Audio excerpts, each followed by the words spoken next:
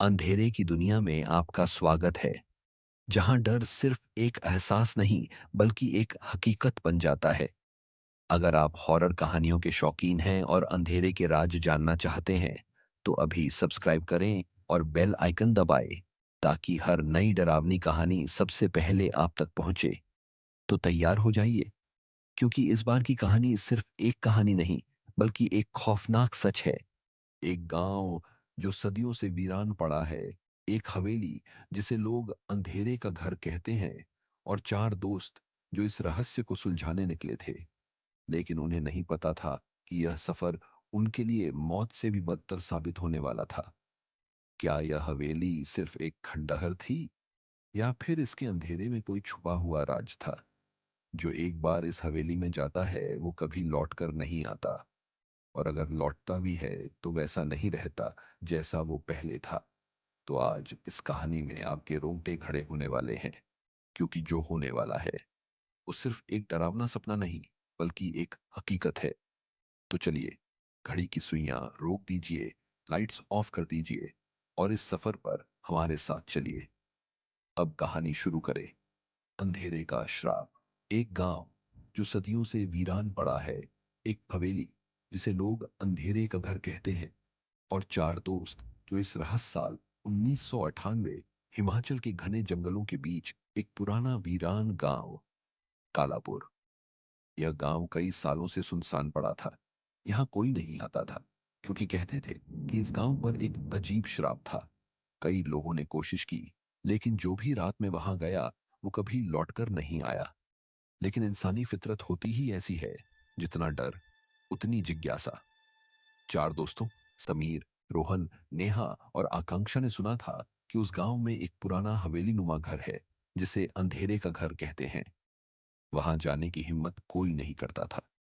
Local लोग कहते थे कि जो भी वहां रात में जाता है, उसकी आत्मा अंधेरे में समा जाती है। पर इन चारों दोस्तों को भूत प्रेतों पर यकीन नहीं था।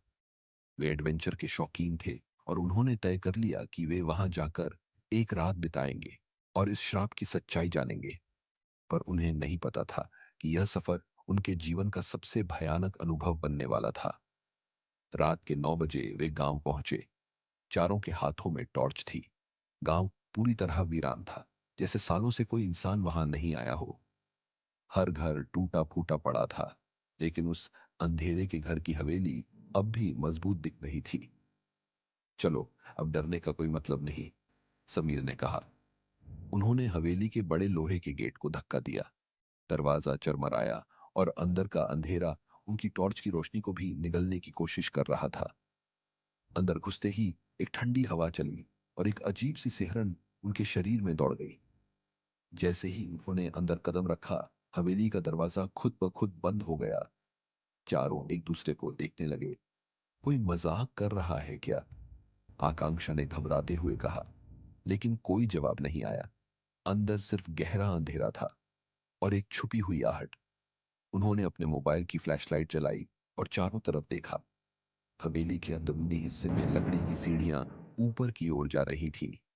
दीवारों पर पुरानी तस्वीरें टंगी थीं, जिनमें अजीब आंखों वाले लोग थे। ऐसा लग रहा था जैसे वे तस्वीरें उन्हें घूर रही हों। तभी नेहा की चीख निकली। क्या हुआ? वो वो तस्वीर की आंखें अभी अभी हिली। नेहा कांप रही थी। बाकी तीनों ने देखा, पर कुछ नजर नहीं आया। तुम्हारा वहम होगा, रोहन हंसने लगा। लेकिन तभी सबसे ऊपरी मंजिल से किसी के चलने की आवाज आई। चारों ने ऊपर देखा। वहां कोई नहीं था, फिर भी आवाजें आ रही थी। अब उनकी हंसी गायब हो चुकी थी। हमें यहां नहीं रहना चाहिए, आकांक्षा ने धीरे से कहा। पर दरवाजा बंद हो चुका था, और अब कोई रास्ता नहीं था। उन्होंने ऊपर जाने का फैसला किया। पहली मंजिल पर एक बड़ा हॉल था, जिसमें चार दरवाजे थे। अब क्या करें? चलो, अलग अलग होकर देखते हैं, समीर ने कहा। चारों ने अलग अलग दरवाजे खोले, और यहीं सबसे बड़ा खेल शुरू हुआ। समीर जैसे ही अंदर गया, उसे ऐसा लगा कि वह किसी दूसरी ही दुनिया में आ गया है। वहां एक आईना था, जिसमें उसका ही अक्स था। लेकिन उसके अक्स ने मुस्कुराकर कहा, तुम यहां फंस चुके हो। और आईने से एक हाथ बाहर आया और उसे खींचने लगा। नेहा के कमरे में हर दीवार पर खून से भागो लिखा था। लेकिन जैसे ही उसने दरवाजा खोला, वही दीवारें हंसने लगी और उनके अंदर से कोई निकलने लगा। आकांक्षा ने अपने दरवाजे के पीछे एक लड़की देखी। सफेद कपड़े, बिखरे बाल और कोई चेहरा नहीं। रोहन के कमरे में एक पुरानी कुर्सी थी जिस पर कोई बैठा था, पीठ घुमाकर। जैसे ही रोहन ने उसके कंधे पर हाथ रखा, वह चीज धीरे धीरे मुड़ी और उसका चेहरा बिल्कुल जल चुका था। चारों ने एक चीज सुनी, अब तुम हमारे हो। और फिर अंधेरा। जब चारों को होश आया, वे हवेली के बीचों बीच थे। सब कुछ वैसा ही था, लेकिन अब वहां एक औरत खड़ी थी। कौन हो तुम? समीर ने हिम्मत करके पूछा। यह घर मेरा है और अब तुम भी मेरे हो। औरत ने हाथ उठाया और चारों के शरीर में एक अजीब कंपन होने लगा।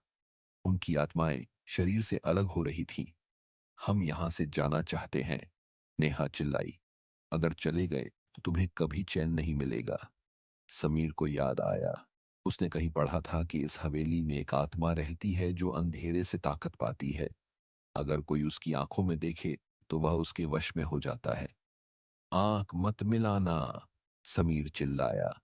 लेकिन रोहन ने गलती कर दी। उसने उस औरत की आंखों में झांक लिया और वह वहीं जम गया, बिना हिले डुले। बाकी तीनों ने तुरंत दरवाजे की ओर दौड़ लगाई। हवेली हिलने लगी, दीवारों से खून बहने लगा और हर दिशा से अजीब चीखें आने लगी। दरवाजा खुला था। तीनों बाहर कूद गए और जैसे ही बाहर आए, हवेली की सारी खिड़कियां टूट गईं। उन्होंने पीछे मुड़कर देखा। हवेली धीरे धीरे गायब हो रही थी, पर रोहन अंदर ही रह गया था। तीनों ने कभी पीछे मुड़कर नहीं देखा। वे किसी तरह शहर लौट आए, लेकिन अब उनकी जिंदगी पहले जैसी नहीं थी। समीर रात में आईनों में अजीब चीजें देखता था। नेहा के घर की दीवारों पर कभी कभी भागो लिखा मिलता था। आकांक्षा को जब भी अकेलापन महसूस होता, उसके कानों में कोई फुसफुसाता था, तुम भी वापस आओगी। और एक रात दरवाजा अपने आप खुला, क्योंकि अंधेरे का श्राप कभी खत्म नहीं होता। तो दोस्तों, क्या आपको ये कहानी पसंद आई? क्या आप सोच सकते हैं कि अगर आप इस हवेली में होते तो क्या करते? लेकिन ध्यान रखना, अंधेरे का श्राप कभी खत्म नहीं होता। अगर आपको यह कहानी पसंद आई तो वीडियो को लाइक करें, कमेंट में बताइए कि अगली कहानी कैसी होनी चाहिए, और सबसे जरूरी सब्सक्राइब करें ताकि अगली डरावनी कहानी आप तक सबसे पहले पहुंचे। तो मिलते हैं अगली बार एक और खौफनाक सफर में।